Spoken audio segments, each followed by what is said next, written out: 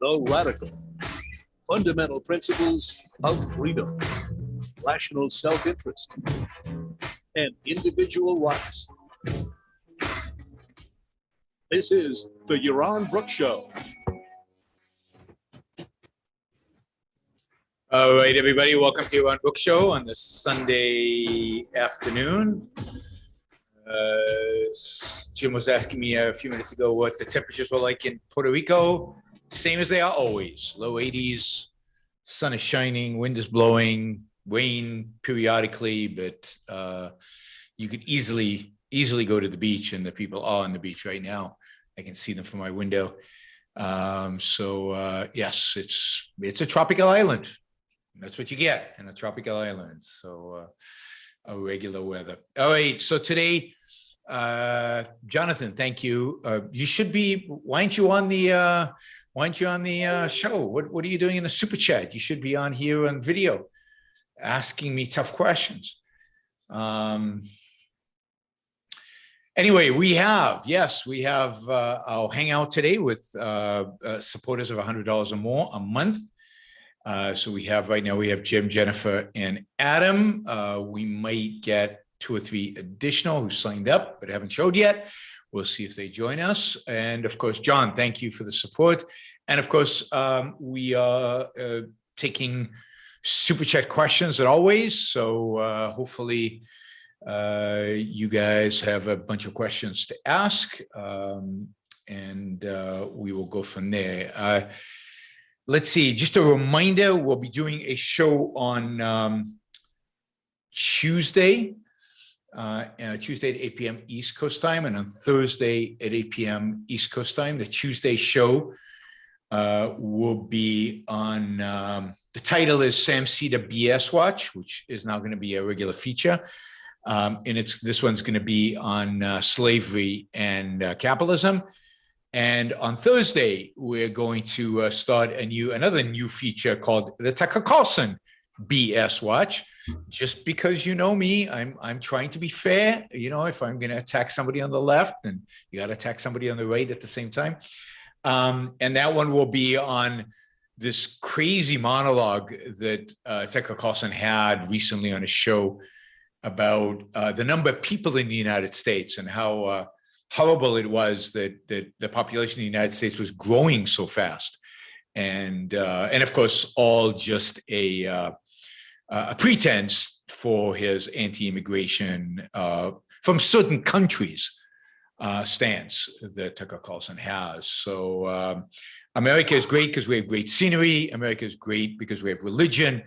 And America is not so great because our population is growing fast. That's a good one. So we'll be watching Tucker Carlson make that argument, and we'll be dismantling it, hopefully. So those will be regular features as we move into 2022. And so that'll be Tuesday and Thursday. And then of course we'll have a couple of shows over the weekend. So, all right, let's jump into our Q&A with our panel here. And don't forget, you have an opportunity to use the super chat to ask questions. And let's start with Jim. Hello, everyone from beautiful downtown Miami. The weather here is darn near perfect also. I wish I could say I was out there, but damn it, it's a loud city. This would be an interesting challenge.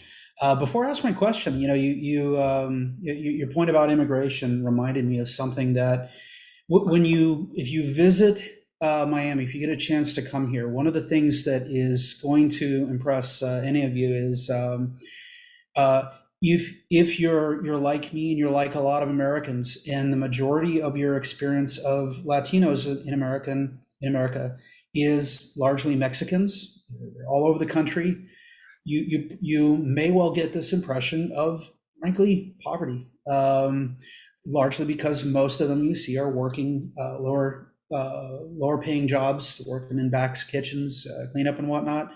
When you come to Miami, here's where you feel poor, because the Cubans here are very rich. So, well, not just the Cubans. Miami's a hub for wealthy Latin Americans from everywhere. There, Venezuelans who have left Venezuela to escape the the insanity there. The middle class and wealthy Venezuelans many of them live in Miami. You've got a lot of Colombians, you've got Brazilians and Argentinians and Chileans and and Central Americans, and it's Miami's a fun place, very vibrant, very alive, and yes, there's a lot, particularly downtown Miami. There's a lot of money, Yeah. Still trying to learn enough Spanish to be able to communicate. I've been in Puerto Rico 4 years, and my Spanish has grown by exactly 0. Nada. But it is interesting when being here really kind of puts a point on how conservatives draw a distinction between people coming across the border from Mexico and people coming from Cuba. They love Cubans because Cubans are more likely to vote Republican. So just goes to show that there is this unpleasant dichotomy when they talk about closing borders and whatnot, because I don't ever hear them saying, "Oh, Cubans go back home." So much of this comes down to who they think different groups are going to vote for, and that's an underlying aspect of this. I think it's more than that, but I think you're right. There's more to it, but anyway, I'm sorry. Let me get to my question here. I really appreciated your recent episode where you decided to devote the main topic to regulation. Mm-hmm. I liked your very simple formulation. Your essential formulation was no regulation, but absolutely liability. You do something, you're responsible for it. I love formulation that you repeat very often about the idea, and I repeat it often in arguments as well, that in a true free market, we'd rely much more on banks and insurance companies to cover their own butts and make sure that you're building your building correctly, that everything you're doing is correct. And so in the spirit of that, I think I may have brought a similar question to the following before, but I want to bring it up anyway. Post-mining reclamation. That is to say, we have this crazy mix throughout much of the world where by and large mining companies, to the best of my knowledge, I don't know how much this is true in America, but many others, they don't buy the land that they mine. They buy mining rights. And moreover, in some countries like in the US, you're required to put money into a fund for future reclamation. But in practice, what seems to happen more is just massive taxation of mining companies, and then reclamation ends up falling to government later, especially because very often these smaller mining concerns just go out of business. So they lose that responsibility.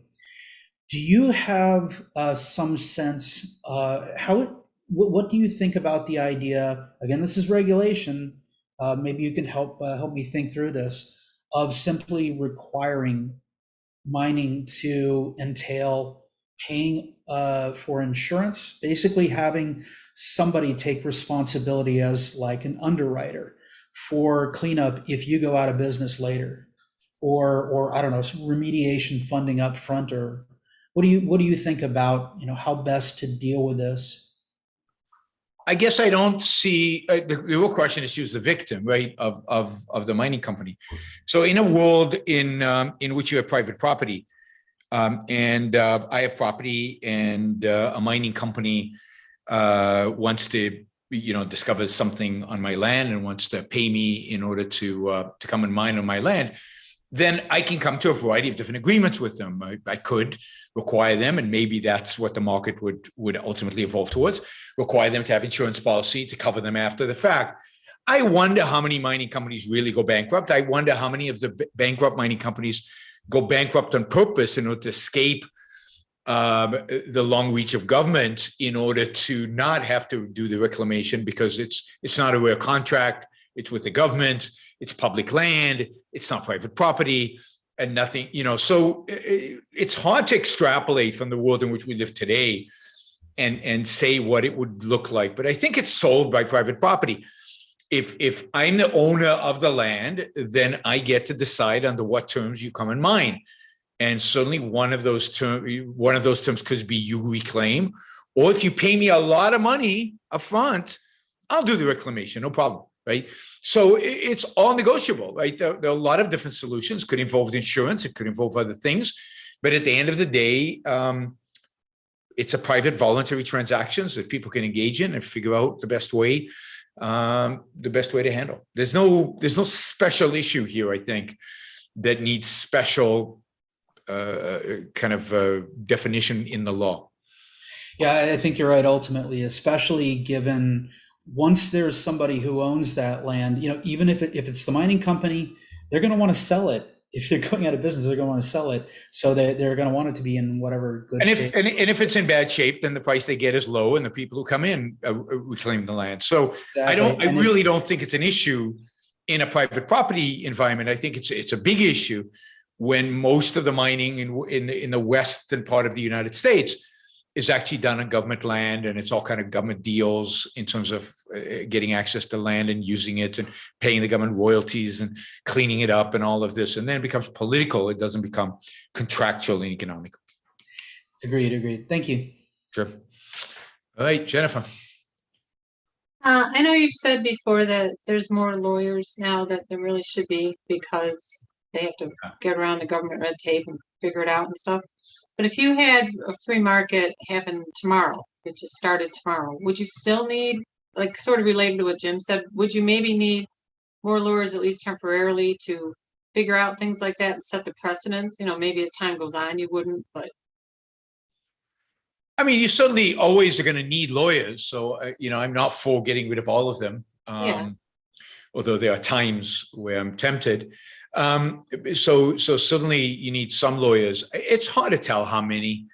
Think about just how many lawyers deal with the tax code, or just the sheer numbers of lawyers who deal with the tax code is just astronomical.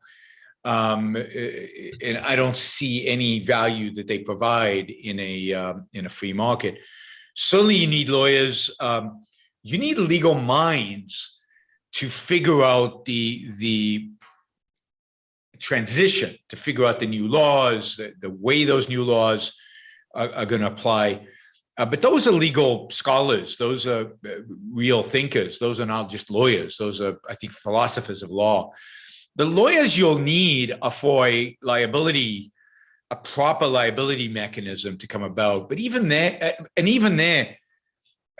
yes, a lot of what I say is one should rely on common law and liability mechanisms. But even liability has been really distorted and perverted in the world in which we live. And I'm going to do a show on this. I have to reread this book called Liability, which I read, I don't know, 30 years ago. And it's brilliant. I remember it being brilliant, but I need to reread it because nobody talks about this anymore. There used to be a lot of discussion about this in the 80s and 90s, I think, about the distortion in liability law and the whole asbestos thing, which is ridiculous, and all of that. And that's all gone out the window. Nobody talks about stuff like that anymore. So there needs to be real thought about restructuring a whole liability regime in this country and figuring out how to do it properly. And once you get liability right, how many lawyers do you need? A lot less. I mean, I wouldn't be surprised if we land up needing less than 50% of the lawyers we have, maybe less than 30% of the lawyers we have, and maybe even less than that. If you get smart contracts, if we can use the blockchain and to really do more smart contracts, peer-to-peer standardized stuff, use technology to cut out middlemen. I mean, think about, here's another one, right? Think about all the legal documents you sign in your life, like a mortgage and things like that. And they're typically this thick and you never read them. That wouldn't be the case in a free society. In a free society, no way are you signing a document you can't read and understand. And that is more, I would sign anything that's more than 5 pages long, right? So there's no way a mortgage would be 500 pages the way they are today, and you just initial everything, and nobody ever reads their mortgage. At least I don't. And I've had lots of mortgages, never read one. So think about the people who draft that, the people who, I don't know, some people probably send it to their lawyer to read. because they're crazy, and and multiply that across every financial instrument, about everything that we do. It's just insanity, that's going to get worse in the next few years with the Biden administration's control of the regulatory agencies, particularly in finance. It's going to get a lot worse. So I don't know. 30% is generous, I think, of the lawyers remaining. It might be a lot less than that. Thank you. Sure. Thanks, Jennifer. All right, Adam.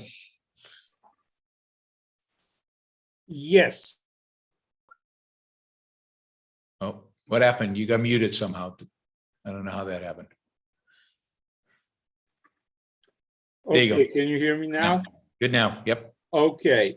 I need to bring in my personal situation because I'm facing a problem that I would like you to comment on. Okay. And it's nasty because as a result of growing up in communist Poland, one of the things that happened to me was my triglyceride production went way up, which saved my intelligence, but led to a stroke at age 26, Wow. 50 years ago. And various other health conditions, one of which eventually became an enlarged prostate and prostate cancer. And I've had a series of surgeries to remove the prostate and then correct the 3 different ways in which that affected my life for the worse, but all those were successful. I live a healthy life now. However, my prostate-specific antigen, which indicates the load of remaining prostate cells, has been going up. And the doctor's recommendation for that was to participate in a dosage study of mushroom extract from Agaricus bisporus mushrooms. As far as I'm concerned, that was successful.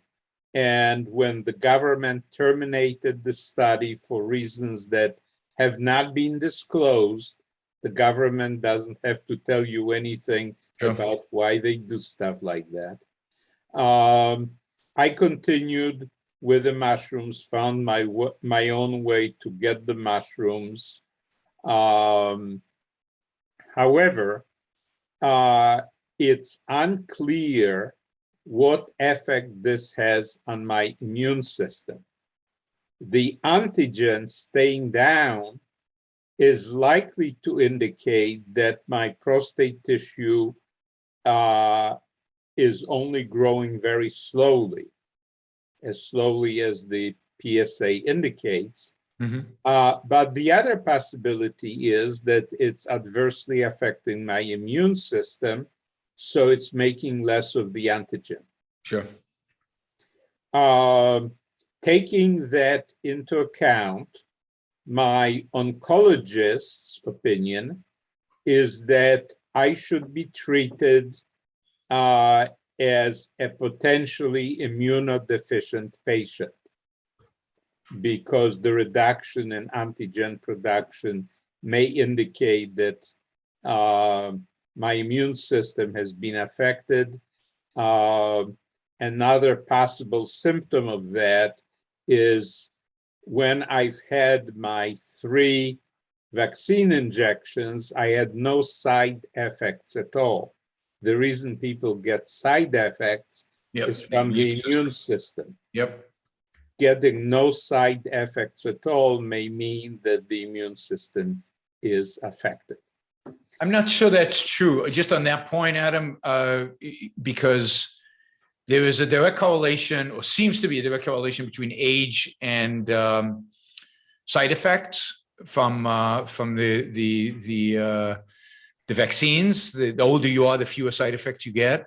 My parents, for example, who are not immune deficient necessarily, had no side effects from getting the vaccines. And they were in their fourth shot. In Israel, they've now authorized a second booster over age 65. We're now onto the substance of things. Okay. My oncologist judges that I should get the fourth shot as soon as possible. Yeah. However, the pharmacists have a government list of specific diagnostic classifications. Whenever you're diagnosed with something, it has a number for the government database, and the pharmacist is supposed to check that database to make sure that you have the diagnostic category for which a fourth shot is permitted. And being in a trial of a new treatment that has never been tried before and whose effects on the immune system are unknown at this point is not considered a justifiable reason to get the fourth shot. Sure. So at this point, as the pharmacists have all told me, they would not only have the Drug Enforcement Administration going after them if they gave me the fourth shot, they would also go after my oncologist and definitely after me. God. So yeah, I mean that's insane. You know, you should get on a flight and go to Israel and get your first shot there. I mean, they're handing it out like candy, I think. So it's insane. This is socialized medicine, right? Socialized medicine is whatever the decree of the government is. That's the law, and everybody gets treated the same, and there are no exceptions, and there are thresholds, and they decide what the thresholds are. And it's exact opposite of what we were always promised about healthcare. For like 30 years, I've been hearing this idea that we are moving towards personalized healthcare, right? They would sequence our genome, and they would figure out exactly what the problem was with you, and you would get customized treatment just for you. And socialized medicine guarantees that cannot ever happen because we're all treated like one big blob, you know, maybe segregated by age group and maybe segregated by some segregation that the government, you know, determines. But it's insane and evil, just horrible. Well, what they told us at the start of Obamacare is if you like your doctor, you can keep your doctor. And I have my doctor, but his opinion doesn't count. Yep. It's the government that makes the decision, in this case, that they're not allowing me to have the fourth shot. Yeah, that's horrible. The DEA coming in to enforce that too. That sounds very fascist to me. Oh, yeah. I just picture these jackbooted thugs kicking down the door. I mean, I'm sure I'm overly dramatic in my mind, but no, I'm just you're picturing not. them kicking down the door. They do this. And you know, that is just. You're not exaggerating, because I was at one point on a school board in New Jersey, and it turned out that the government schools were a source of sinecures for members of criminal gangs that have just been released from prison that had political influence on the local and state authorities in New Jersey. And fortunately for me, that was at the time when the FBI actually got on the back of the real criminals and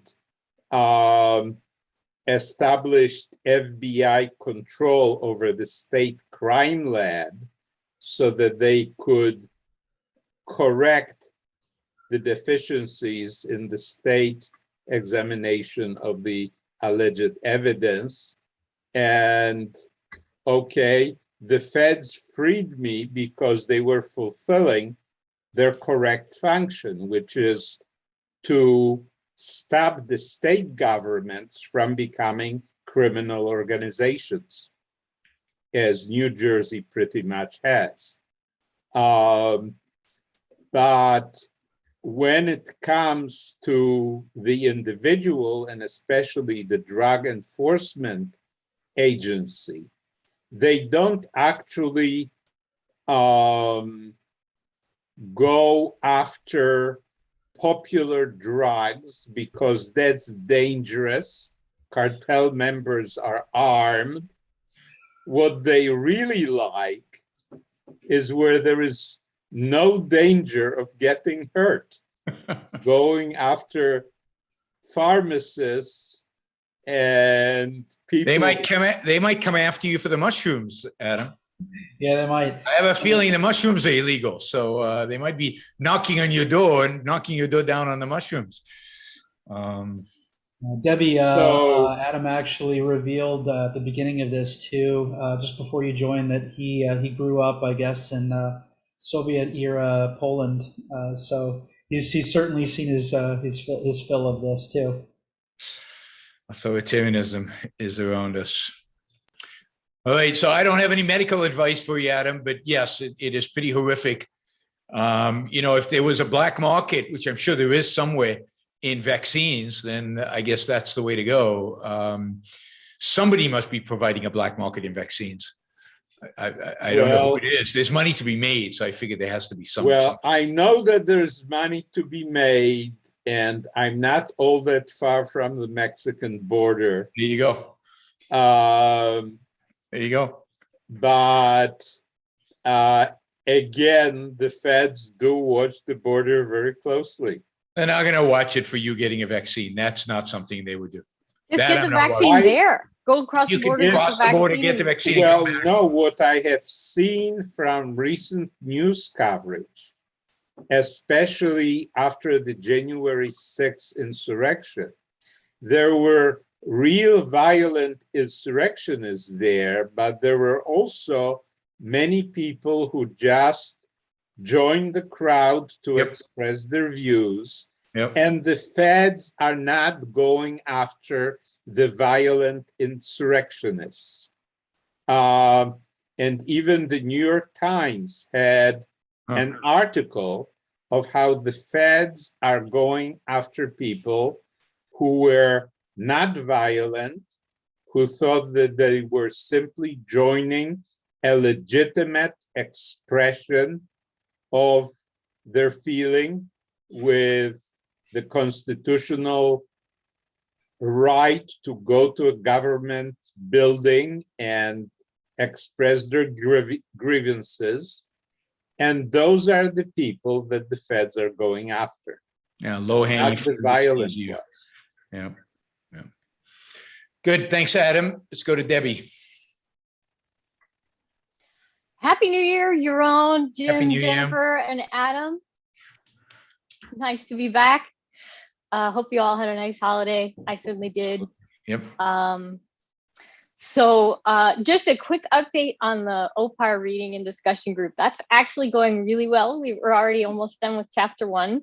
Wow. And I am really getting a lot out of those discussions. So it's been awesome, and encourage other people to join too on Clubhouse if you're interested. We have a club now, but So what's the name of the club? How do they find you? it's called OPAR Reading and Discussion Group on Clubhouse. Okay. And people are starting to find it. The groups have been pretty small, but the high quality discussion, and it's just, I feel already so much more solid on the objectivist metaphysics and confident about it.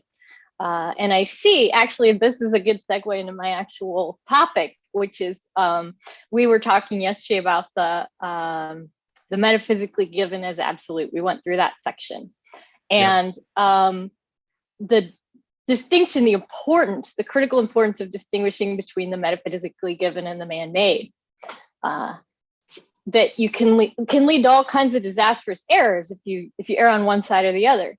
And one thing that I think people frequently mistake as metaphysically given is that we have to age. And at least that we have to age at the rate that we do. I think people take that for granted. There's a doctor at Harvard. He's a professor of genetics, I believe, at Harvard. His name's David Sinclair, Dr. David Sinclair. Yep. During the break, I heard he made an appearance on a podcast that I frequently listen to for David Huberman, who's a professor of neurobiology and ophthalmology at Stanford. He has a great podcast. Anyway, so there was an appearance there. Dr. David Sinclair focuses treatments to prevent aging. And he says, why do we have to age? Or why do we have to age as fast as we do? And he's actually got a protocol. He's got a book called Lifespan, and he talked about a longevity protocol that he implements in his own life. It's actually going through clinical trials.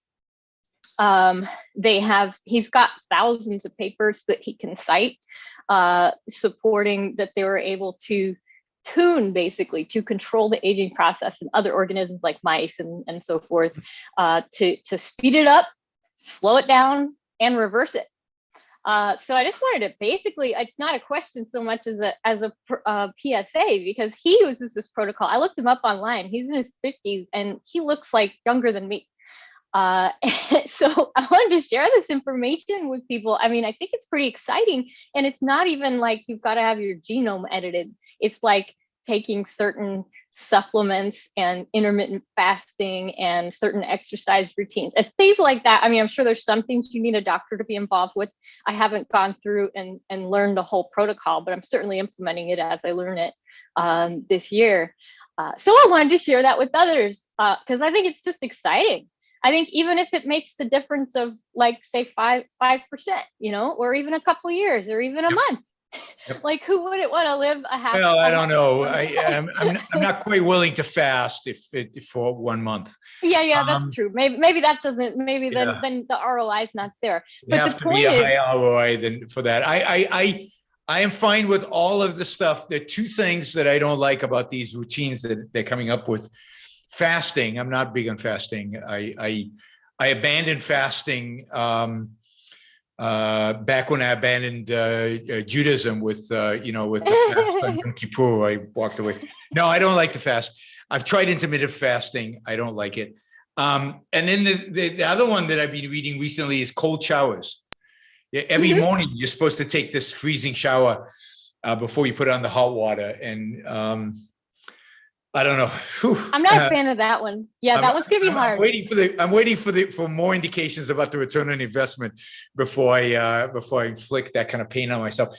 But yes, I mean that was an interesting one because there's a sense in which that was metaphysical until very recently, right? So it was metaphysical because we had no knowledge of any ability to extend life. We didn't have the knowledge, we didn't have the ability, it was metaphysical for all intents and purposes. It was a given. There was nothing to think about. There was nothing to be upset about. It just was. But it is true that there's more and more research now on life extension, on ability to extend life. It's, I think, still early stages. I think Sinclair oversells. I think he's a little optimistic, but hey, that's fine. It's valuable research, and it's good to see money flowing into that research, and hopefully we can all benefit from that. I was on a board of directors of a company that had these fruit flies that they had managed to evolve into living 4 times the average life of a fruit fly. So these were long-living fruit flies, and they used an evolutionary mechanism to do it. And then the idea was to sequence the genome of the fruit flies that live long, and look at the differences between that and the fruit flies that were average, and see what genes made the difference. And then maybe you could trigger similar genes in human beings so that you could get life extension that way. There are a bunch of it.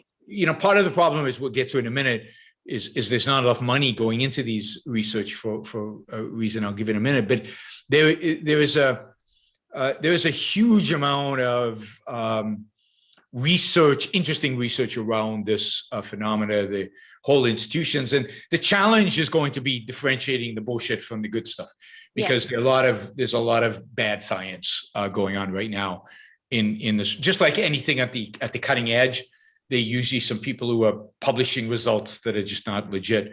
The other thing where it looks like real results is this company in Israel, researchers in Israel, where a day of this oxygen treatment, like I think it's 8 hours of this oxygen treatment, takes off. It makes you younger, literally makes you younger by X amount of hours, right? So, and there's now a company in Florida, at the Villages in Florida, which is a retirement community in Florida, that actually has one of these oxygen things, whatever, and you can pay them a bunch of money. It's quite expensive, but you can pay them a bunch of money, and you go through a series of treatments that they claim will literally make you, rejuvenate you, will make you younger in some way. There's at least one objectivist biologist, researcher working on this. There's a couple of doctors, objectivist doctors that I know working on this. And then there's a bunch of wealthy objectivists funding a lot of work in the life extension space. So there's a lot of interest in this space.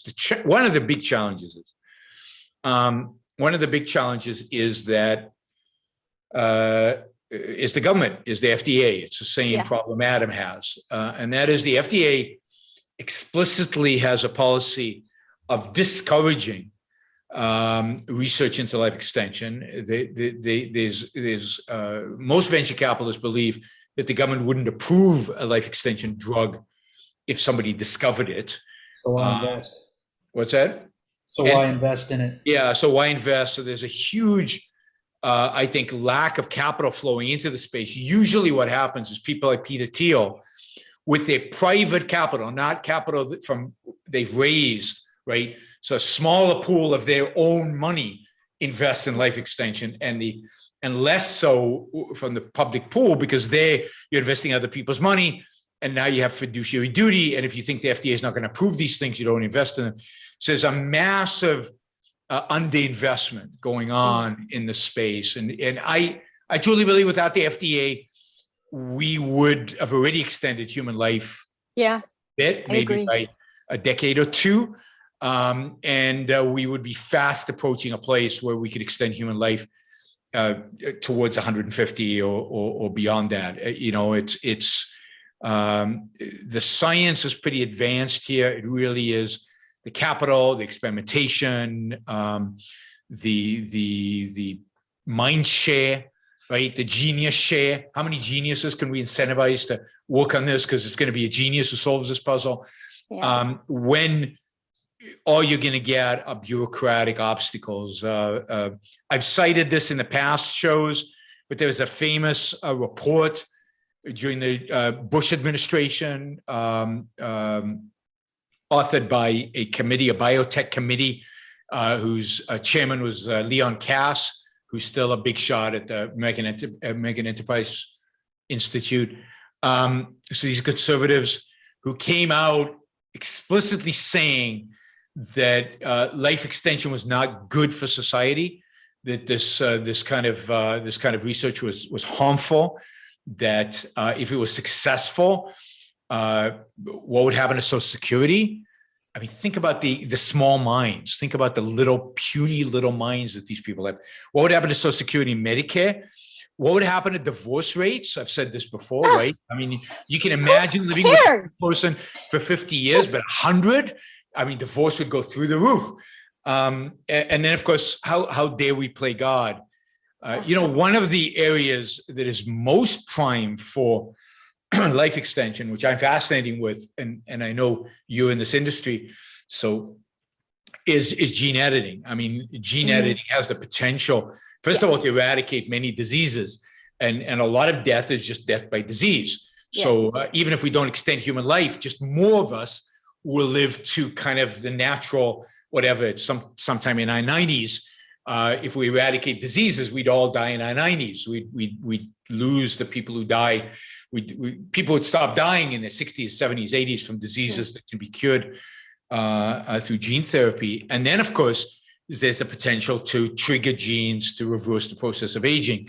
And then everything's open. And again, there's massive resistance from bioethicists, so-called bioethicists, primarily, trying to encourage researchers not to go there, not to experiment, not to try, because there are all these ethical problems, there are all these issues. I mean, where some people will get it and other people won't. It'll exacerbate inequality. Some people will have the money to get the gene therapy and live long. Other people won't have the money. They won't be able to get it. Oh, yeah. And they'll have short lives.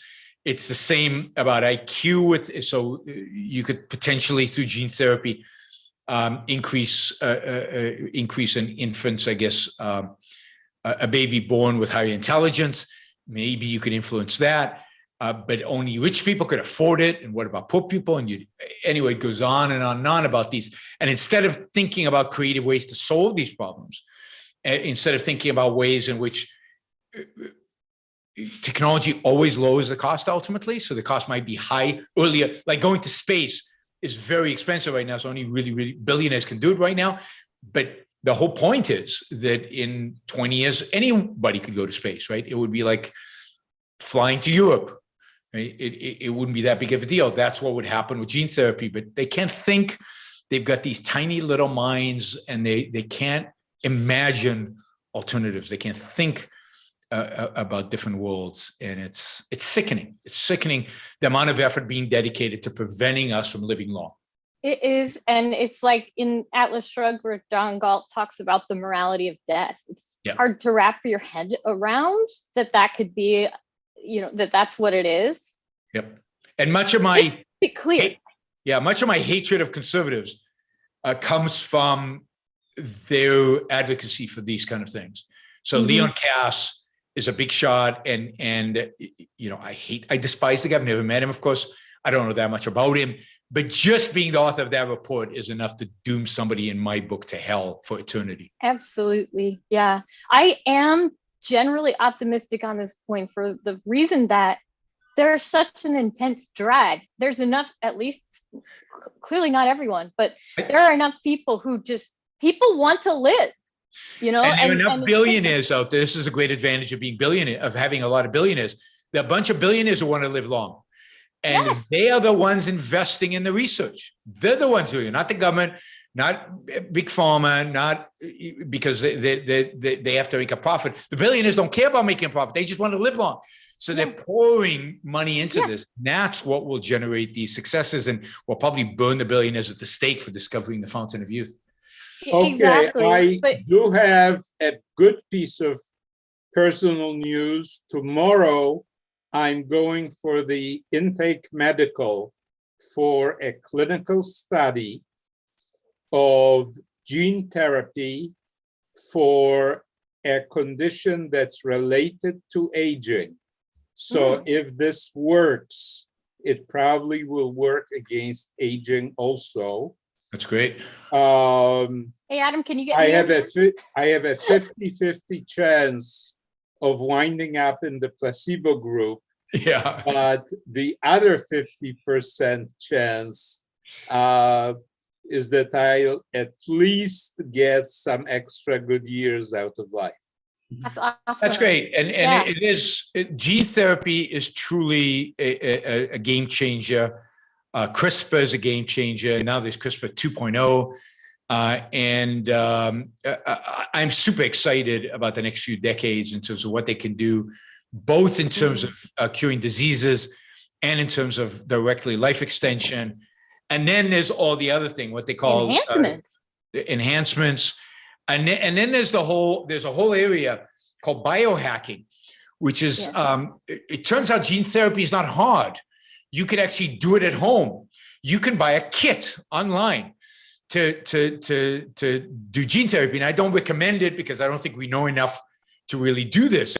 But it is possible to get the chemicals and to get a kit and to inject yourself. Somebody did this on stage at a conference a couple of years before COVID.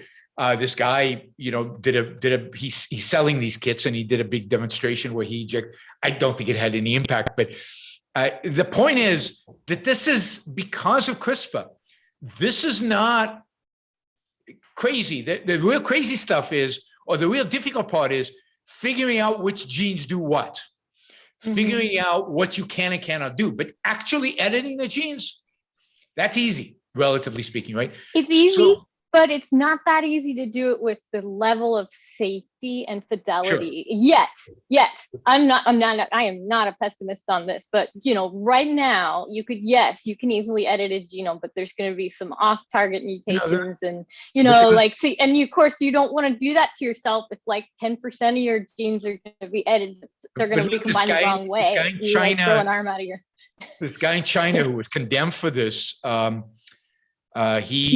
the CRISPR babies. Yeah, the CRISPR babies. He basically did that in fetuses, in twin fetuses, where he went in and changed one of the genes that is responsible for production of a protein that makes AIDS possible, and he turned it off in a sense. And these kids were born from a father who has AIDS, and we're going to have AIDS, or to my understanding, we're going to have AIDS. He managed to turn it off, and basically they now we don't know how they developed because it's China, and they shut the whole thing, all the press about it, and they put him in jail. I think they really came down on him, which is part of what's so sad about this is that the penalizing experimentation. But the potential is unbelievable. I mean, I read this book about Doudna, who is at Berkeley, and she's amazing, and the science is amazing, and the people around her at all these labs all over the country and all over the world are amazing, and they're doing phenomenal work. And Adam's going to be a guinea pig in one of their experiments, and but it's this is what's going to change lives in ways. I think that's the big new tech, right? So the internet was the last big thing, and maybe there's Web 3.0 or something. But I think much bigger in terms of impact on human life is going to be the potential that CRISPR has and that bioengineering has. So I'm excited about all that.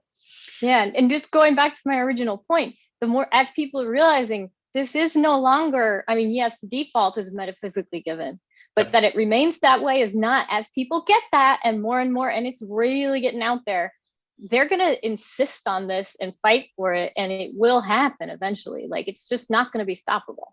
Yeah, and we're going to have to get good science on diet, good science on exercise, good science on these things. The science is still shaky on these things, and it's hard to do good science here because it's hard to do experiments because people cheat.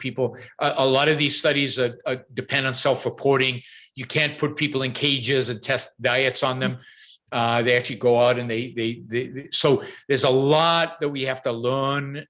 There's a lot of conflicting evidence out there. And, but yes, these are the kind of hacks, the biohacks that we can do without changing our genes, but we can just change our lifestyles, change what we eat, change how we exercise, change whether we have cold showers or not. I'm still contemplating this idea of every morning. It might be good for me because I'm not a morning person. So I don't wake up until like 10 a.m. I wake up at 7, but I'm like a brain fog and everything until about 10 when the cortisol level rises to a point where I can actually function.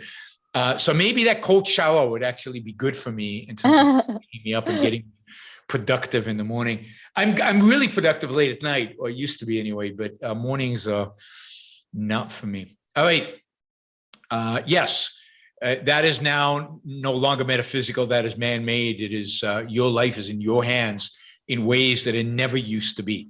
And that's, I think, the most exciting development in biology, most exciting development in technology in the world right now. I try to keep a hand on that pulse because I want to live long. I'm committed. The last time I talked to my doctor, I said, okay, your job is to keep me alive until 150, healthy, right? And she said, absolutely, we're working on it. So I think she was serious. All right, Roland asks, have you listened to Project Hail Mary by Andy Weir? I find it even more exciting than The Martian. I highly recommend the audio version. it's a work of art in its own. I have not. So thanks for the recommendation. I'm putting on my list of stuff to check out. I have a list here of stuff that you guys recommend to me to check out. So Project Hail Mary. All right, cool. All right, we've got, I don't know, nobody's asking super chat questions today. We're like at what, $40 or something? This is almost embarrassing, but so $20 questions from now on, guys. I'll do these three, and then if you want to ask a question, $20. All right. Someone related to you keeps posting about you on friends pages.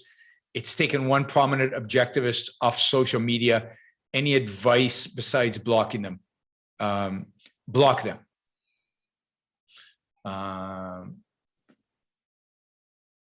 It's taken one prominent objectivist off social media. I have no idea what that means, but just block them. Just ignore. The best way to deal with people like that is to ignore them. In Big Bang Theory TV show, they talk about Thomas Edison like he's a crook and took credit for other people's inventions. What is your view of Edison? I think Edison was brilliant and amazing, and I've seen depictions of him of a bit of a jerk. He probably was a bit of a jerk, as many geniuses sometimes are. But I see no reason to think that he was there was anything but a great inventor and entrepreneur.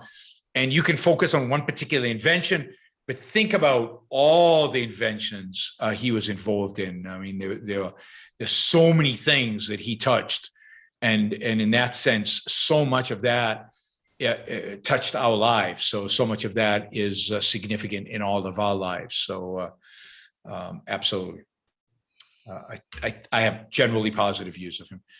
Jose says Edlock's unborrowed vision is related to dreams. Yeah, absolutely. There are a variety of different ways one can structure this and think of this. Vision is a good word.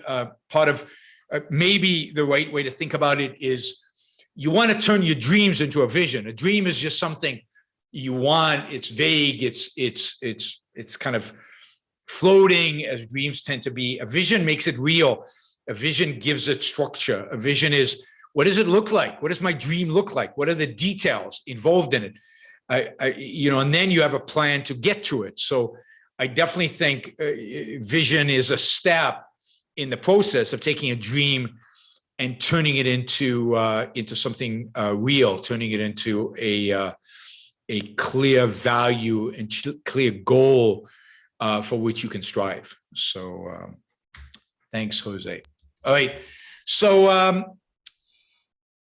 let's see. So yes, we have no super chat questions. If you're interested in asking a question, feel free to do so. I'm going back to the panel, but the floor is open. I know you guys have asked a lot of questions this month already, so maybe some of you are tapped out, both financially and just in terms of ideas for what to ask. We cover such a broad range of questions on the show. It is, I think, unique out there on the internet in terms of the scope of the issues we cover. Let's see, Jim. Welcome back to the Rational Life Extension Podcast, everyone. Today we're dabbling in topics of CRISPR and cold showers. Absolutely. All right, Debbie, your comment about the OPAR discussion group kind of reminded me. I'm getting kind of lonely here in Miami. I know that there's a lot of people out here in South Florida in the area. If you're interested in, kind of forging just kind of more of a social group, getting people together and talk in the area, feel free to, hit me up on Facebook, friend me, send me an IM or whatever. I'm kind of interested in starting more of a social in-person group. Question,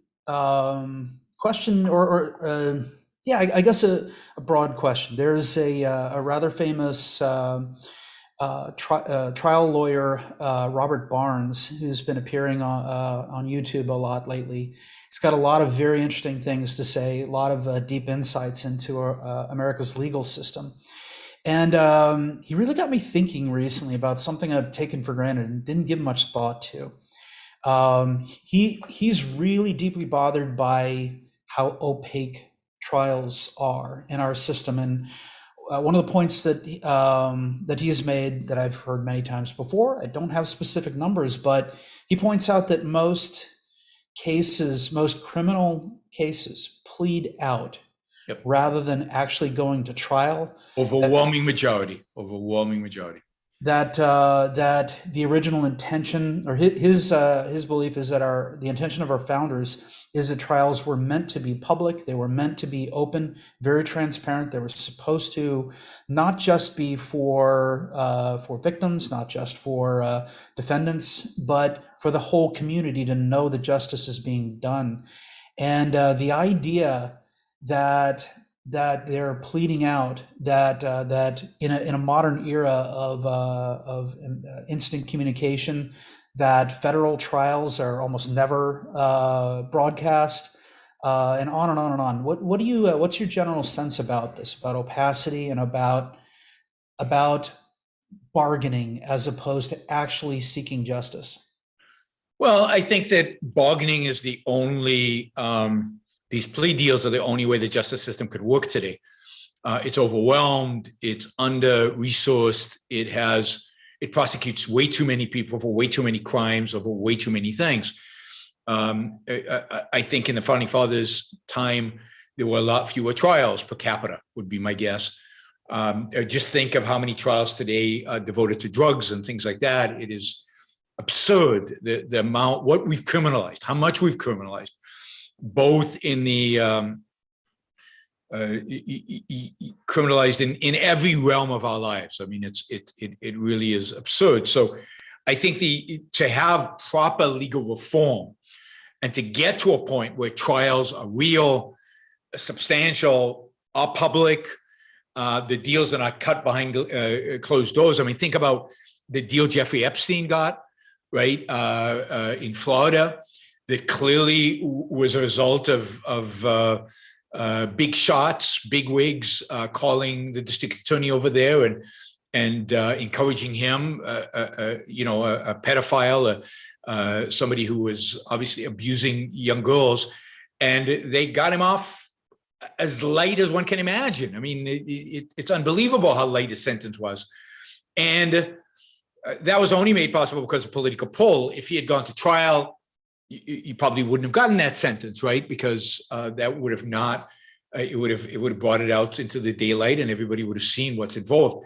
So there's no question, but it's not doable without massive legal reform, which would basically decriminalize a significant amount of what's criminal today. All the victimless, so-called victimless crimes. Just imagine if we got rid of all the drug offenses, and if we got rid of prostitution as a crime, and if we got rid of a bunch of other things that are just not crimes. There's another whole aspect too. I dated a lawyer some years back, and she made me aware of something that I was pitifully unaware of, that most of law these days is administrative law, and most of the trials that people go through aren't even criminal or civil cases. They're actually with the FDA or with whatever these administrative law courts. So it's a whole other dark area in which that's where most of the time and money and effort is spent. Well, absolutely, and this goes back to the topic of regulations, right? If the government wasn't spending so much time and so many legal resources and so many court hours on regulation, on administrative law, on preventive law, on all this stuff, and then if you decriminalized all these things, or you legalized, even better, legalized prostitution and drugs. And you dismantle the FDA, you wouldn't have legal resources devoted to arresting Adam for taking a booster shot of a vaccine or taking mushrooms or whatever, right? I mean, there's no end. I mean, the amount of resources, the amount of time, the amount of energy devoted today to things that should be completely legal is just unbelievable. And as a consequence of that, the legal system does not have time to function properly. which is the way the founders intended it, where the courts are indeed public and where there is complete transparency. And I'd make it one other general point about transparency. Government should be transparent completely. That is, the burden of proof on keeping a secret should be on the government to justify it. And the only reason to keep something a secret is that keeping it a secret protects the individual rights of American citizens, right? So that would make no executive privilege for the president. What he does is public, and 90% of what they keep secret today is CIA. Why don't we know about what happened to JFK? The last few files about JFK. I mean, all it does is feed conspiracy theories. Why don't we know that? Given that. Who exactly is in danger of finding out something that happened 60 years ago? I mean, the whole thing is ludicrous. All of the state secrets, all these supposed secret things, all these things that are done behind closed doors, none of that should exist. So the idea that government should, these courts that make decisions behind closed doors and we don't even know what they deliberate, none of that should exist. There should be a massive, very high burden of proof on the government to prove that they need to keep something a secret because it's required in order to preserve the individual rights or protect the individual rights of Americans. So it's a whole different standard than what we have today. Every now and then our government does something right, and the Freedom of Information Act is one of the only really good things I've seen. Yes, I wish they'd apply it even more so than the way it's being applied. Too many of the documents they release are redacted for reasons that have to do with political power and have nothing to do with the actual job of government. All right, let's see, Jennifer. Why do you think so many people seem to argue against free will, like they don't like the idea that it exists? I mean, do you think it's because then they have to be responsible for what they do, and they don't like that? So I think that's part of it, but I don't think so it depends who we're talking about. Like I don't think that's the issue with somebody like Sam Harris or any of the intellectuals arguing against free will. I don't think it's true with regard to most young people who argue against free will. I don't think what motivates them is they don't want to take responsibility for their actions. I think what they are is rationalistic. I think what they are is they hold ideas divorced from reality. I think they cannot, since they cannot conceive of an explanation in physics. These are always geeks. They're always physics and math majors, or neuroscience majors. They're always scientists, and they can't think themselves out of a materialistic box, right? So they put themselves into a materialistic box, and then they can't imagine how free will can exist if everything is material and everything is a billiard ball table, right? That this causes that, and they have a wrong view of causality. So the reason they're wrong is deeply philosophical and has to do with rationalism, an unwillingness in this case to accept the evidence that comes from introspection as real evidence, right? Because real evidence only comes from some rationalistic conception of science that has to be deduced out there, experimented on out there, and anything that has to do with introspection doesn't count. It's too subjective. I think there's another motive, though, too. I think Marx himself, and certainly a lot of socialist thinkers and statist thinkers from the early 20th century right through to today, have believed that humans are infinitely malleable, and that their goal is to mold humans into being better somehow. I think that's misguided, but that's motivated reasoning. So you think this is a rejection of that? No, I think that if you can mold humans into anything, then there is free will because they can change, right? Not how I mean it in this case. Well, first off, I think that they have this is a formulation I've been using a lot lately. I tend to think that most collectivists believe that most humans are evil and stupid. It's evil and stupid. Put those two together, and why would you allow people to do what they want? Why would you allow people to look after their own interests? We have to have elites control them and tell them what to do. Sure, but So- that goes back to Plato. That goes back to all Sure. of us being in the cave, and you need philosopher kings to guide our life. But yes, I mean, malleable. So there are two views of determinism that exists out there. They merge into one, but they're two. One is that we're determined by our genes, which is Sam Harris, which is basically you're born with the genetic material and everything is then a billiard ball from that occurrence, from whatever genes you have in a response to your environment that is predetermined. And then there are those who believe that the environment shapes you and you don't have free will, but it's all environmental factors and there's very little genetics that play. And the Marxists tend to be environmental determinists, and that's why they think they could shape human beings into this other being. And then the conservatives and the scientists tend to be, particularly the physical scientists, tend to be in the genetics camp. And there's constantly debate, and then some of them, the more sophisticated among them, believe that we're determined by both, right? So we're still determined, but there's some environmental factors and there's some genetic factors. Of course, really, if you think about it, there are no environmental factors because all the environmental factors are other people. Other people are all determined by ultimately their gene. So it all boils down to some kind of mechanistic view of the world. So I still think that is prevalent. For Marx, it is because he negates the individual, because there is no individual. So this is part of his effort to negate the existence of individuals.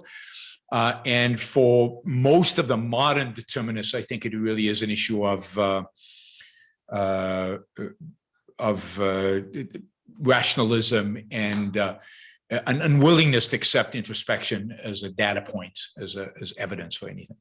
Also, Harry Binswanger's point, I think, is very useful. He said that they're rejecting something that isn't, at least the objectivist definition of free will, the choice to think or not. They're not necessarily framing it that way. I don't know exactly how they are defining it, except for in the case of Sam Harris, he talks about it pretty explicitly and clearly, like, in order to have free will, you would have to choose your thoughts before you have your thoughts. He said that in a podcast, and that's absurd because how are you going to choose a thought you haven't had? Like you're going to have to somehow look into the future, and it makes no sense and it just breaks down. So what they're rejecting is, I don't know if it's a straw man per se, but it's not like they're not clear on what it would be, the positive definition. They're not, and of course, they contradict themselves because Sam Harris obviously believes in choices. He believes in people changing. He believes in arguments and debating and showing evidence, and all which implicitly assumes what? It implicitly assumes choice. It implicitly assumes free will. But they can't define free will properly. They don't have a proper definition of it. So they strawman it.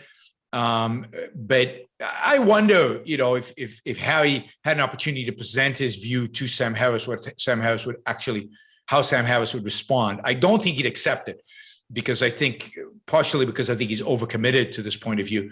But again, Sam Harris rejects this idea of an I. He respects your ability to monitor and control your consciousness at all, not just in terms of the next thought, but any aspect of it. And you have to be suspicious of anybody who thinks they discover truth by being on LSD. Yeah, I agree. I think there's another aspect. Although there's one misstatement so far. There's an idea that is in current discussions of Marxism, but really originated with Friedrich Engels, who was Marx's closest co-worker and who had been, he came from a very evangelical Christian millennialist family, and very much against his will, he was put in charge of being a businessman and managing the family's business in England. And he found, much to his surprise, that the work of being a businessman was very enjoyable, and it was something that he would do even if he were not financially rewarded for it. And from that, he got the idea of authentic individuality. Remember, he was a Christian and believed in the individual soul. And the authentic individuality in that ideology is to find work that you find so rewarding that you don't need any financial incentive to do it. And so the Engelsian and of course Marxist eschaton is the so-called authentic individual who works without regard for financial reward, and therefore it's perfectly okay for the financial benefits to be redistributed socially on the basis of need. Yep. But the whole Marxist political exercise is to change the existing individual who works primarily for the sake of financial reward into this new, more authentic individual who works because he enjoys his work so much that the financial reward doesn't matter to him.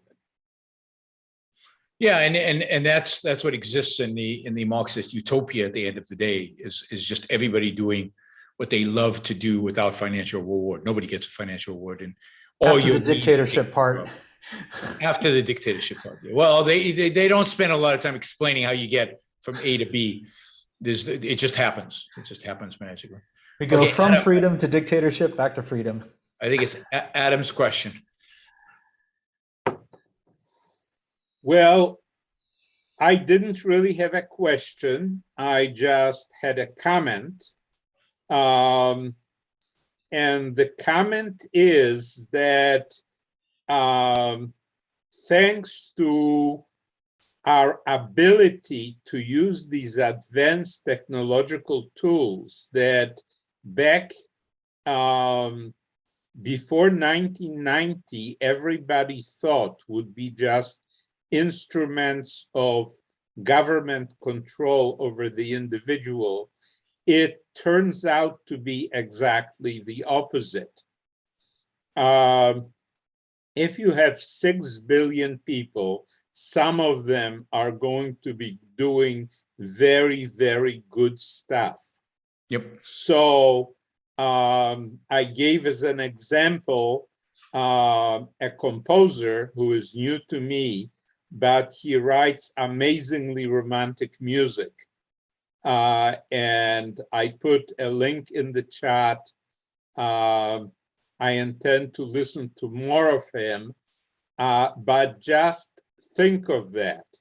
A romantic composer whose music is played primarily in the far provinces of Russia, Yep. because in the main metropolitan centers, they have the same academic dominance of postmodernism. Yep. But in faraway places, this video is from a live concert in Novosibirsk. Conductor Alim Shah, who I never heard of before. Yep. The pianist is Polina Osetnitskaya, whom I never heard of before either, but it's amazing music. No, it's yeah. I mean, the point you're making about once we have 8 billion people or 6 billion, however the number is, engaged in productive activity and engaged in art and engaged in these things, it's hard to imagine the kind of things that are going to be produced and created. I mean, I had experience, I went to see a performance of Rachmaninoff's third piano concerto. And the pianist is somebody I've never heard of, but it was brilliant. It was truly, it was in London. It was in a magnificent performance. It was live. It was amazing. It's one of my favorite pieces of music. And where's this pianist from? He's from Uzbekistan. Now, Uzbekistan is Muslim mostly. It's in the middle of nowhere, even though my wife's family, originally half of her family comes from there, but it literally is in the middle of nowhere. And here you have a phenomenal pianist playing Rachmaninoff's third piano concerto, and that's what happens when civilization and good culture and good ideas spread across the world, is that you manage to capitalize on so many more geniuses, so many more brilliant people.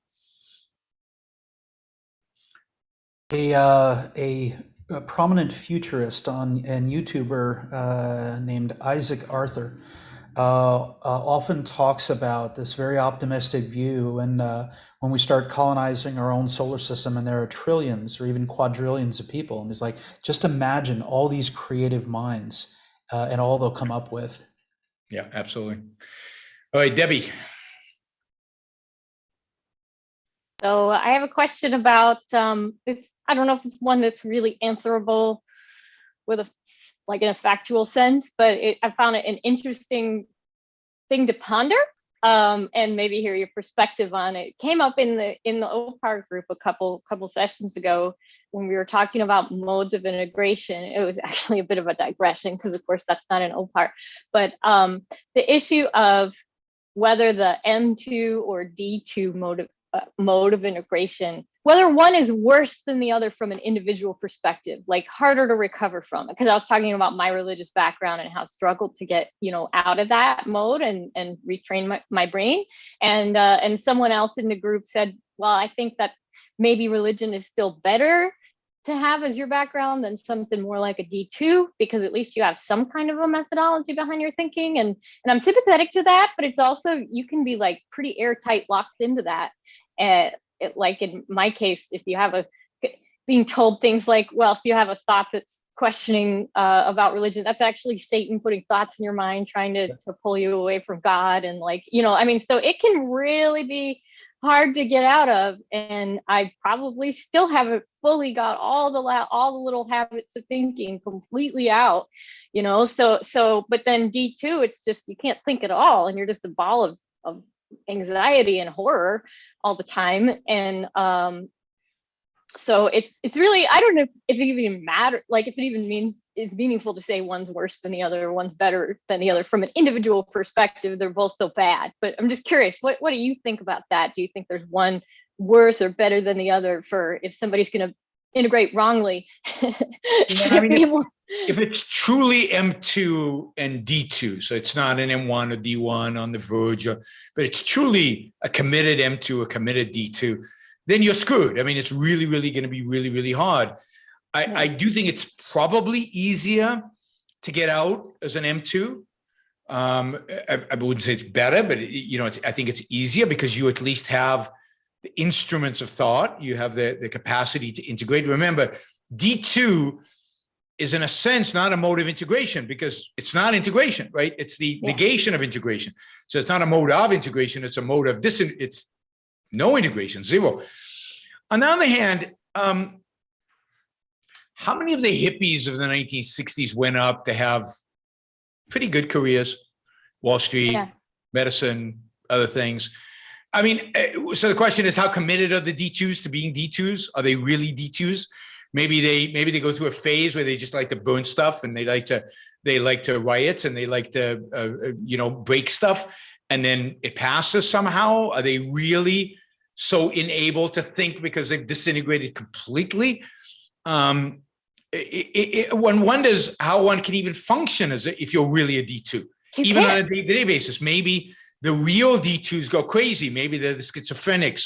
maybe they're the complete nuts, the homeless people, the people who do nothing. So it really is, I don't know. I mean, you'd have to really study the psychology of it. To what extent are people really D2s, or to what extent are people playing at being D2s, right? How many Antifa people think it's cool to be Antifa versus how many Antifa people think, no, this is what they should be doing in life. This is their being. This is what what their whole view of the world is. How many of them don't have a view of the world and are just floating around? So how many of the people who rioted last summer are going to go on to have a decent life in spite of that?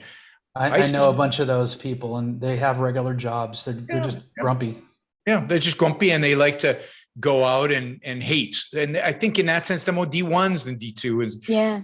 Or at least put it this way. I don't think you can exist as a consistent D2.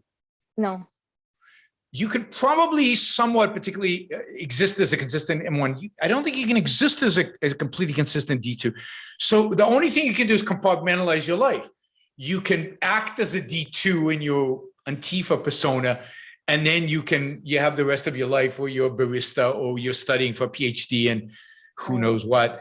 Or maybe you've actually got a legit jobs. I mean, one of the amazing things is how many of those hippies really did land up on Wall Street and with the me generation in the 1980s. Adam just reminded us of Steve Jobs. Yeah, I mean, Steve Jobs was pretty bad.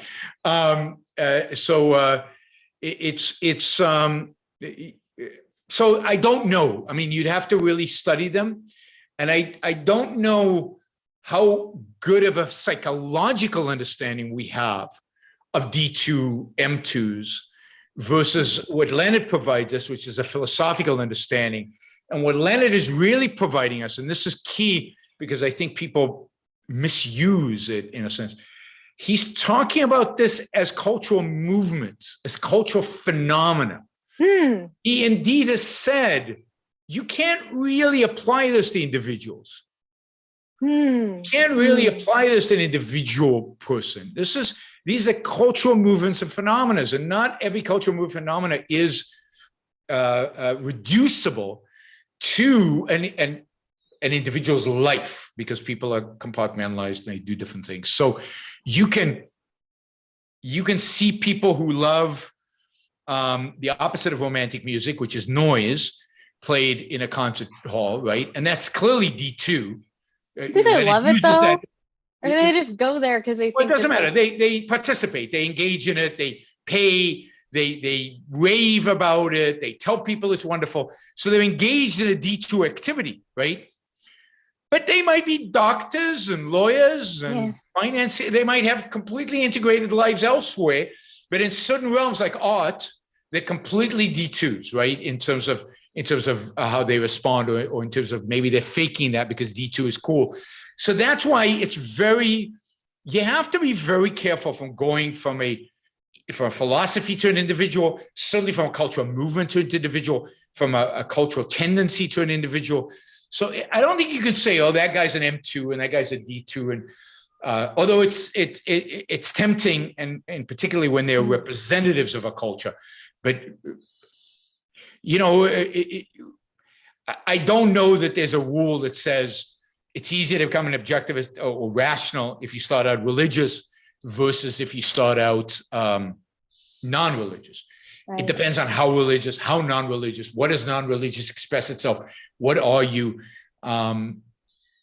It's very, you'd have to really delve into psychology and really study it. It's not something we just do off the cuff, I think. But the key takeaway for me is what you were saying there about that we're not talking about a psychological or psychoepistemological issue here with them. And that's like actually maybe a misapplication of those concepts to begin with. I think it is, at least vis-a-vis what Leonard's written. Now, might be that we have a psychologist in the future who integrates this into some kind of psychological understanding.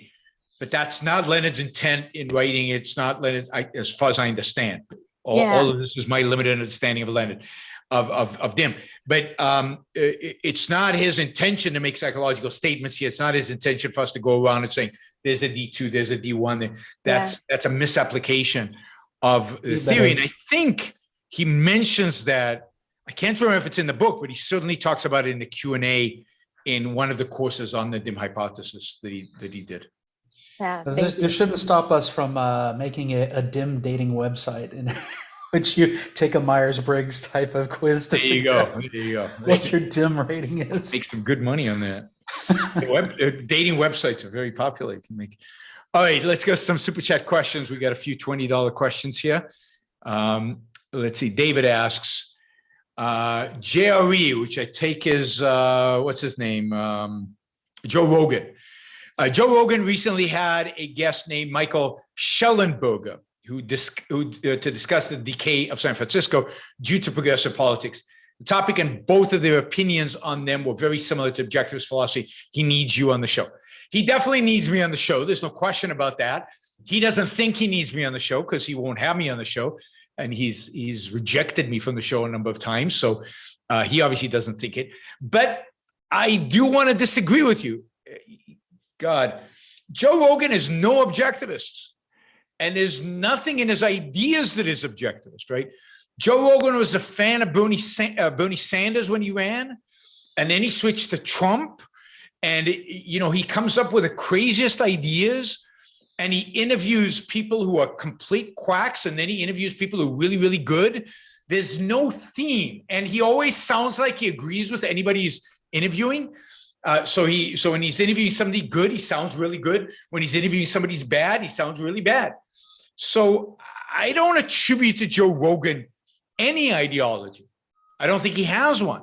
And I certainly don't think Joe Rogan is an objectivist or close to objectivist or anyway like an objectivist. He drifts. He has no fixed ideology at all. Now, Michael Schallenberger is an interesting guy.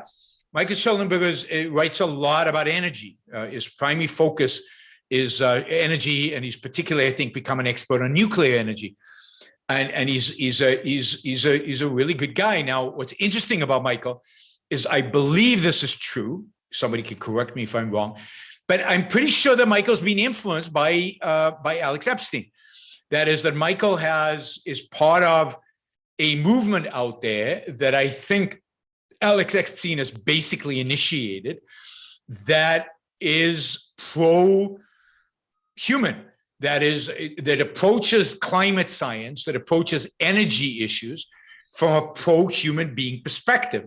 And Michael Schallenberger is part of that movement. I think influenced by Alex's book, is friendly with Alex. So objectivism has had an impact on Michael. I wouldn't confuse that with Joe, but with Joe Rogan. But it's certainly, with regard to Michael Schallenberger, it's fantastic to see somebody like that gaining national audiences, big national audiences, because you can see the influence Alex Epstein has had on him. And that means the influence objectivism through Alex Epstein has had on him. Even if he doesn't know it's objectivism, he probably does, because I think he's intelligent enough to know where it comes from. Joe should have Alex Epstein on if he's dabbling with energy and climate change. But I'm not sure Joe wants to go there. I mean, that'll be a test of him. And again, I think if he has Alex, he'll nod and agree with Alex on a lot of things. And then when he'll have some crazy climate change scientist, doomsdayer, he'll nod at a lot of things they say. I really don't think you can attribute any ideology at this point to Joe Rogan at all. All right, let's see. Bradley asks, the gig economy is the most free market model today, but is under attack. How should companies defend themselves against regulators claiming to protect the workers without lowering it to their level? I mean, they have to make them all case it's none of the government's business to be in this business, that workers can take care of themselves, that the government is hurting workers, they're not helping workers in the long run, that this is anti-man, anti-rights, but they're not going to make those cases. And indeed, if they made a proper case around individual rights, they would be ridiculed and the government would ignore them, because the government is not pro-individual. There's no audience for an individual rights-based case, unfortunately. But you can certainly make the case that these companies have created a whole industry a whole industry that is supportive of, that created opportunities for people to work where they didn't have opportunities before, take an asset we all have like an automobile and exploit it more effectively, use it in order to create some wealth, to create some income. I mean, the problem is that if the gig companies wanted to be consistent, they would have to say, you should stop regulating workers everywhere. You should get rid of all the laws regulating workers. And of course, they don't have the balls or the philosophical standing to make that case, but that's the only consistent case they need to make. I've always argued that they should make the case that what the government should actually do is deregulate the taxi industry. You know, and I'm not sure the gig companies would exist if taxis were deregulated. So, but that's what they should argue for. Make taxi drivers completely free of government regulations, that make them not wage employees and all of that. That's the only consistent argument they can make. And it's not one you're going to see them make, unfortunately. All right, Gene asks, are you still using Health Nucleus in San Diego? Did they discover anything life-saving? Yes, I am still using Health Nucleus in San Diego. No, luckily, I'm not in a position where there's anything that is life-threatening. So they didn't have anything to discover because I basically don't have anything going on that's life-threatening. We are, talk about Debbie's case earlier about hacking, right? About biohacking in a sense, or trying to tinker with supplements and lifestyle and food and things like that to improve quality of life and maybe even improve life extension. That I am working with them on. So I'm definitely working with them. We've done a gazillion tests. We've tested every crucial part of me. We're trying to fine tune me to be more productive, even more productive than I am, to be more energetic than I am, to sleep better, to do a bunch of stuff that I think I could do better. We're trying to fine tune the machine that is my body. And that she's the doctor from Health Nucleus is the doctor I said, you're working with me you're working on getting me to live 150. And she was with that. So we are, so there's a bunch of things where we're trying to, I'd say, improve rather than prevent me from dying, because I'm not in position to die right now. I don't have anything wrong with me that would justify dying, luckily. So he didn't find anything. I don't have any cancers. It looks like my heart is okay. You know, all of these, all those functions are fine. It's now an issue of tinkering. It's now an issue of getting better. And that's fun. It's kind of interesting to work with a doctor on not just on solving problems, but also on improvement, on making you better, making you physically better. So, and that's what doctors should be about. They should be in the business of not just dealing with you when you're sick, but in preventing you from getting sick. So, so my whole goal in life is not to get sick, not to have any of those diseases that then you have to have. And then the question is, how do you do that? What do you have to eat, exercise, sleep, do supplements, whatever, in order to prevent diseases from occurring? And I don't know if that's possible because a lot of diseases are genetic, but you want to minimize, right? You want to minimize the potential for those things. And we're still very early in the science and of understanding this. So I have a functional medicine doctor who really helps with this. And, you know, so I like it and I like her. And so far, so good. So I do still highly recommend Health Nucleus. There is a Yaron Brook show discount. It is very expensive, but there is a Yaron Brook show discount. So if you do decide to sign up for Health Nucleus, tell them I referred you and you will get a discount. I still don't have sponsorship. I need to arrange for sponsorship on the show. I think that they've got at least three people who've taken advantage of the Yaron Brook show discount. All right, Robert asks, he says, no question, just props to Yaron, shout out to Jennifer, and come on, Let's make this super chat go, peeps. And another vote for more life skills and rules for life from Team Nasir, not Nasir, Nasir. Nasir, that's right. All right. And the reason Jennifer got a shout out is they're friends. So it's not like he wasn't trying to diss the rest of the panel. Right, Robert? All right. I am going to go back to the panel because that was all the $20 questions. And as you know, if you don't ask $20 questions, you don't get priority.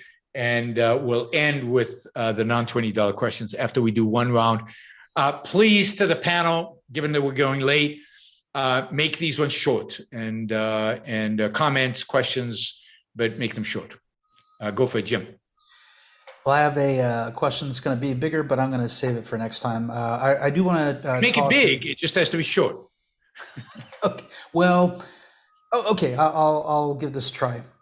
What do you think about the idea of perpetual copyrights?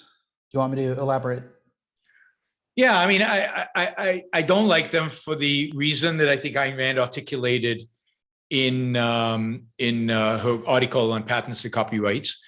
That it doesn't make sense for it to continue once the author is dead and maybe some years after that for the sake of their estate. That it's also not practical in terms of actually managing all these copyrights, and that there's the issue of justice goes away once the author of the actual product is deceased. So that's my view. All right. Jennifer. I'm done for today. Thank you, Yaron. Cool. Thanks, Jennifer. Adam. Yes, just in case you want to see what a government can be like, even without objectivism, look at Taiwan. Yep. They have a cabinet of experts in their fields. And, their health minister is a real epidemiologist. Their minister of digital technologies is an advocate of total deregulation.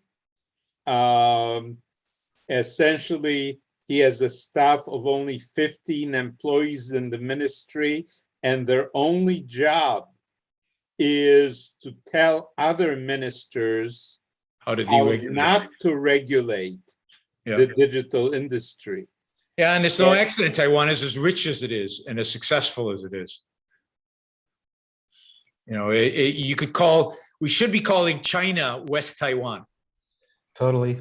We should move our embassy from Beijing to the capital of Taiwan and just start calling Xi the president of West Taiwan. I think he'd love that. Yeah, it's one of the countries. There are a few countries in the world, but it's one of the countries I've never been to, and I'd really like to visit. So Taiwan is one of those. I don't know. There's probably a handful. Maybe a dozen countries I've never been to that I'd really like to go to, and Taiwan is definitely high up on that list. And I should add that there's one more country that recognized Taiwan recently. It's Lithuania. Got into trouble. They got into big trouble. The Chinese really came down hard on them, and I understand they're backing away from their recognition a little bit because the West wouldn't come to their side. And the price that the Chinese were extracting from them was very high. So my ancestors in Lithuania, of course, they're not really my ancestors because these are actually the guys who raped, pillaged, and murdered my ancestors in Lithuania because all the Jews are gone. But I'm from Lithuania. Pretty much 75% of my ancestors were born in Lithuania. But yes, they poked the giant, and the giant responded, and it's been really tough on Lithuania the last few weeks. And I just read this morning that they're starting to soften. I haven't read into it, but a lot of that is because the US and the European Union did not support them, which is just moral treason and horrible. All right, Debbie. So recently, I think this week, Elizabeth Holmes was convicted on 3 counts of wire fraud. Any thoughts? Yes, I was given an early opportunity to invest in her company. I looked at the board of directors. The board of directors consisted exclusively of government sector and non-profit sector personalities without a single businessman, entrepreneur, or engineer. Right. And if you're going to try to do what she was trying to do, and you don't have a single industrial engineer and a single chemical engineer on your board of directors, I didn't put a cent into that. And, you know, why would she have such a board if she was really, you know, trying to do what she was saying? Well, Debbie, of course, worked for her, so Debbie has some inside information on this one I've as well. met those people on the board too. She knows all those people. So I didn't follow the trial as much as I'd like to. I would love for somebody to write a book, a good book about what happened there, and I'd like to read that. But I know there is a book out. I'm always suspicious of people who rush books to press, so I'd rather have a book post-trial, because I'm sure a lot of information came out in the trial that probably wasn't available to the guy who wrote the book previously. I think it's a right verdict. I mean, it seems like she committed fraud. There's some pretty obvious cases, like when they pasted drug company logos onto presentations, implying that the drug companies had approved, and where there was no such approval and drug companies didn't know anything about it, and many others. On the other hand, I'm also glad that she wasn't found guilty of everything, because there is, I think she was a combination of somebody who had that Silicon Valley spirit of pushing the envelope, combined with a real fraudster and willing to compromise and cut corners and so on. Some venture capitalists gave her money, so and it's surprising they didn't sit on the board. And I don't know at what point you were offered the opportunity to invest and whether that was always the board. These are the kind of things I'd love to have more information about. But my guess is, and this is the pattern I've seen with entrepreneurs that commit fraud. Usually, right? Not always, but usually, they start out honest and really wanting to achieve something, and they push the envelope and they drive themselves and they drive everybody around them crazy and they push everything continuously. But then at some point, it's not going their way. Or at some point, they realize that in order to get their way, they're going to have to deal with a lot of government. So they bring in a lot of government people onto their board. The same thing, by the way, happened at Enron. Enron had a lot of good ideas, and indeed, the innovation at Enron was phenomenal. But because they were dealing with a very highly regulated industry, Ken Lay, who was the CEO of Enron, landed up being a schmoozer more than a businessman. He landed up dealing with politicians and regulators more than he did running a business, and things got dramatically out of hand. And typically what happens is they start with just a little bit, right? Just a little small lie, right? Not a big lie, something little. But then to cover up the little lie, you have a medium-sized lie. And then to cover up the medium-sized lie, then you have a big lie. And now you're committing fraud. And I think that line between the lie and what was it? This Silicon Valley mentality of fake it till you make it. I don't think that's real. People I know in Silicon Valley are not fakers. They are dreamers. They push their dream, and sometimes they are more optimistic than maybe the data suggests they should be. But it's not out of a sense of trying to fake reality. It's out of a sense of really believing and really striving and having a different risk tolerance than maybe others do. And I think once you cross that line, once you go into faking, it is a slippery slope. Slippery slopes do exist in reality. They're everywhere. And I think she probably went into this with all the best intentions and got herself on a slippery slope. And maybe it sounds like this guy that she was with, suppose he had an affair with and everything. Maybe he helped push her along on the slippery slope. I don't know. His trial was coming up. Or maybe she helped him. I don't know. What do you think? In my experience, Sunny was not the brains behind that operation. Okay. Sunny was kind of like the Attila to her witch doctor. Okay. Yeah, Sunny was definitely a thug. I mean, he kept samurai swords on his desk, and he, he was very explicitly like, he was the enforcer of things. If somebody had to be disappeared, he'd be the one that would do it, and not literally disappeared, of course, but just from the company. I don't buy it. And she didn't even bring him in until something like 2009, I think. Okay. So she had already been pretty deep in and had a track record of antics by the time I looked at him more like a sort of stooge, basically. Yeah, she did. She's now presenting it as she was his victim.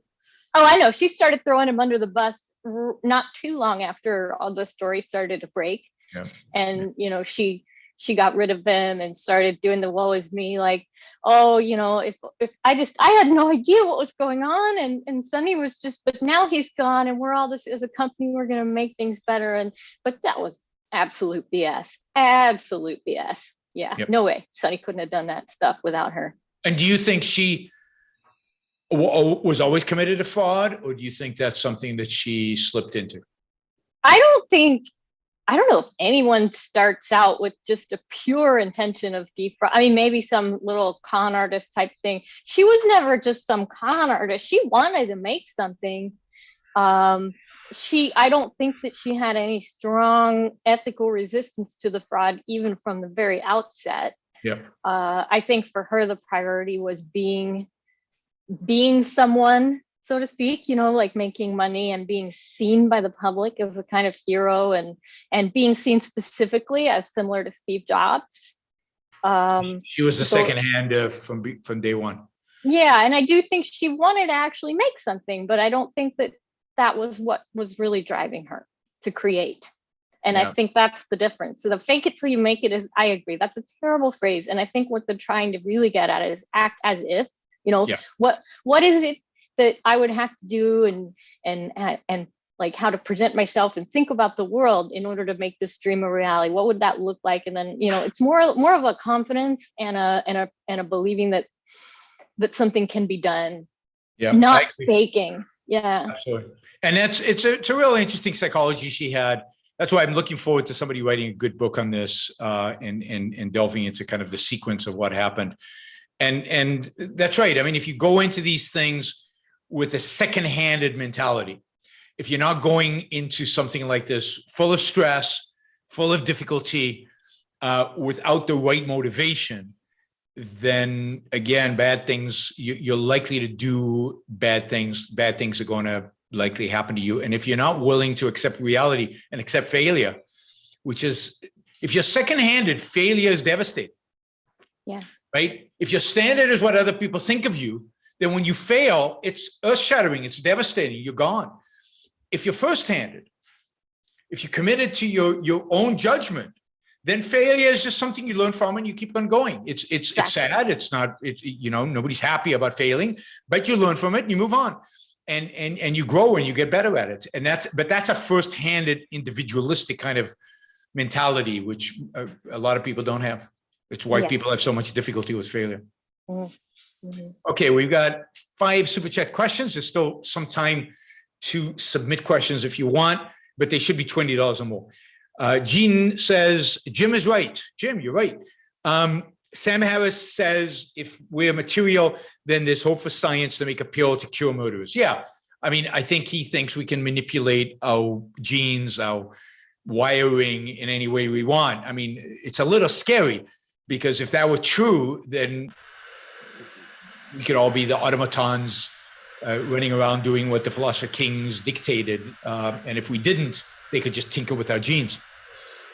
Michael asked, what percentage of people actually like their jobs and look forward to going to work every morning? in response to Harry Binswanger's assertion that life is easy. I don't know. I think unfortunately, not a very high percentage. I think it probably depends on the profession.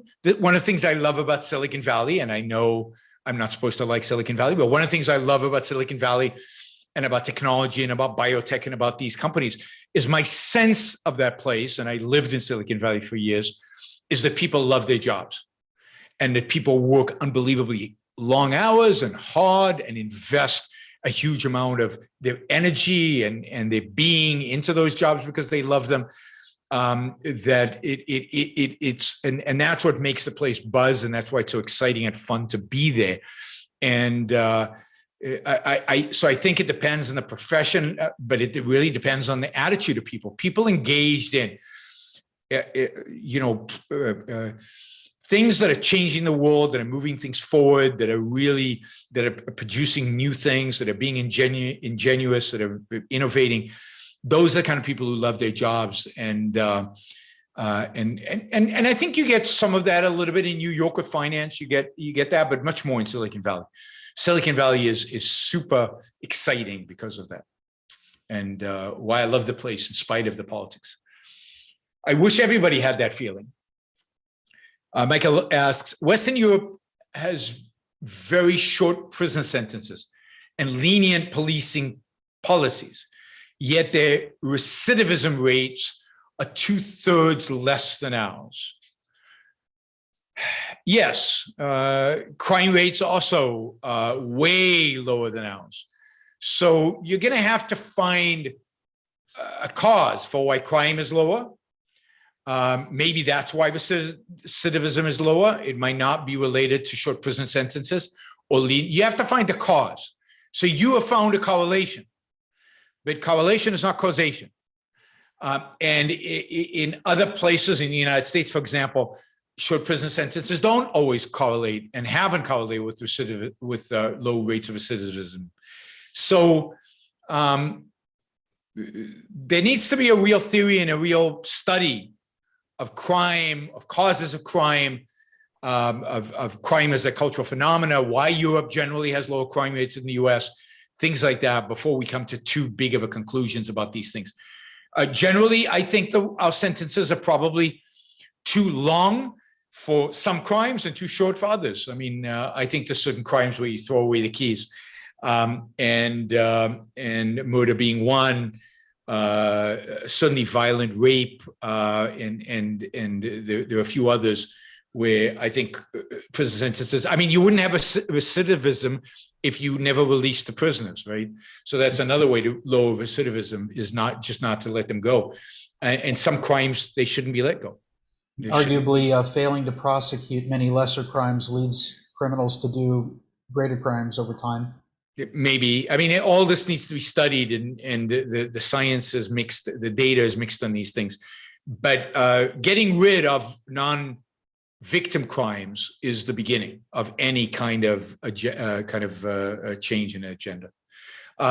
Adam points out that Europeans also have much longer training for police, and they deal with the mentally ill with professionals, not with police.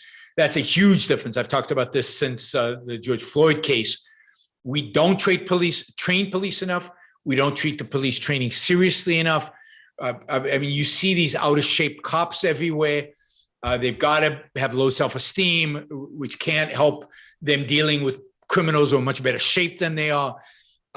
We have police deal with mentally ill in ways that we shouldn't. We should have professionals deal with them. There are a lot of problems with policing in the United States, a lot of problems that have to do with this. Whether Europe has cured that problem, I don't know. Also, because Europe has fewer gun crimes, much fewer gun crimes, then shorter sentences make sense, right? Because they're less violent, they're less murderous, and so on. It's not clear to me that gun, I don't know why I'm replacing guns with drugs. My subconscious is going haywire. It might make sense to have lower sentences in Europe because the kind of crimes are not equivalent. So are you measuring apples to apples, in other words, in terms of the kind of crimes? Okay, Ice Pick is asking, I heard that one early phone presentation by Steve Jobs was basically fake. The product was now ready, but they were confident that they would get there when the product shipped, and it worked. Is that fake till you make it? Yes, but there's nothing wrong with that unless you're saying you can get one tomorrow, right? But if you're saying you'll get one in a month and they actually deliver it in a month, then that's fine. There's a great scene in the movie Tucker, which I highly recommend. It's a wonderful movie, a depressing movie, but a really wonderful movie about a real story, a real true story. Tucker, who came up with the Tucker automobile. You can find pictures of the Tucker automobile online because a few of them were produced. And there's a point in the movie where he rolls it out onto the stage and it's now running and it's leaking oil and it's all this stuff. And he's presenting this brand new automobile to the world. But then when the deadline to delivery is met, and that's what matters. So you might want to look up the movie Tucker if you want to see kind of a fake it till you make it in a positive sense, in the confidence, I will do it, I will make it, it will happen. It's hard, super hard, but I will make it happen kind of way. Tucker is a great example of that, and a tragic example of that, because you see what the kind of what the combination of big business and government does to somebody like that. Okay, My final industry, we question. call that vaporware. Final question from Michael. What did you think of the series Band of Brothers? The complexity of emotions experienced by the soldiers between the scale of war and the Holocaust was unfathomable. Yeah, I thought it was very well made, very naturalistic. So not a particularly romantic show, a very naturalistic show, but naturalism can be good. And I thought the Band of Brothers was very good in its depiction of World War II. It was a combination of at some level an aesthetic experience, but a deep down, but a huge historical experience. It really depicted what it was like, so I think it's still on PBS, or was it HBO? Was it an HBO show? It was an HBO show. So I highly recommend it if you can find it on HBO or wherever. Watch it. Band of Brothers about. I think it was the 101 Airborne. It was a depiction of soldiers in the 101st Airborne, and followed them through the Normandy invasion and through the defeat of Germany, including the liberation of the concentration camps, and kind of the experience of walking into concentration camp that they had as soldiers, being the first one in. All right, that we will call that a day. Thanks, guys. Thanks, Jim. Thanks, Adam. Thanks, Debbie. Thanks, Jennifer. Really appreciate it. Thanks for all the support. Panelists today are all monthly supporters of the Yaron Brook Show at $100 or more. You can become a supporter of the Yaron Brook Show on a monthly basis at yaronbrookshow.com/support. Patreon, a Subscribe Star. That is my preferred method of support for the show. SuperChat is fun, and we raise a lot of money there, but the nice thing about the monthly support is it's predictable, it's consistent, and I can really plan long-term based on it. So thank you for everybody who is a monthly supporter. Thanks for all the super chatters today. We'll be back on Tuesday and on Thursday for your on-book shows, and have a great rest of your Sunday. I will see you all on Tuesday. Bye, guys. Thank Bye, you as Yaron. Bye, always for your everyone. outreach. Bye, and Yaron.